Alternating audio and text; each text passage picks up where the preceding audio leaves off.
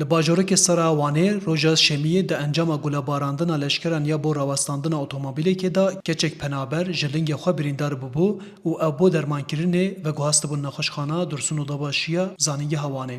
Parêzer Ahmet Kaçmaz ku ji aliyê Baro Wanê ve hatibû peyvîrdarkirin, xwast derheqê sexlemiya keça penaber da agahiya bistîne. Lê di navbera parêzer û du doktoran da nêqeş derketibû û hevdû darb kiribûn. Li ser vê bûyerê Baro Wanê li ber Deriyê Adliya Wanê bi xwepêşandanekê ragihand ku parêzerê endamê wan rastî êrişa doktoran hatiye û nehîştine ew karê xwe bike. Endamê Baro Wanê parêzer Mustafa Özoral got ku piştî bûyerê êrişkaran nehîştiye, kesên ku bûyer dîtî bibin şahîdê bûyerê û hêzên ewlekariyê agahdar bikin.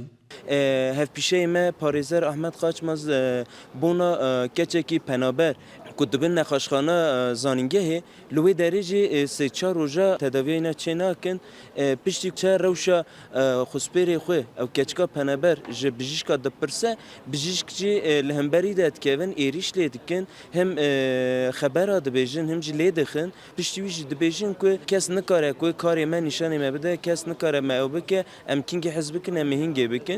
Parêzer Özoral diyar dike ku tundî û kuştina dijî parêzeran li gor salên borî zêde bûye û mixabin mafên wan nayê parastin. Em parêzerê Herêma Kurdistanê jî parêzerê wan Baroya Wanê jî parêzerê Tirkiyeyê jî bi taybetî em gelek pirsgiriya dikişînin.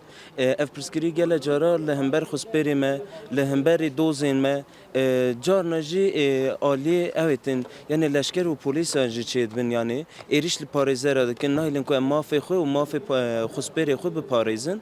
Lê serokê Odeya Doktoran yê wan û Culêmergê Ahmet Koç got ku bûyer wek ji rêzexeletiyan pêk hatiye û pêwîst nedikir ku Baro Wanê daxuyaniyê bide. Bu durumda da tabii hem Di vê bûyerê de di navbera her du aliyan de gengeşî derketiye û ji xwe her du alî raportên derbkirinê wergirtine û derheqê hevdû de gilî rakirine.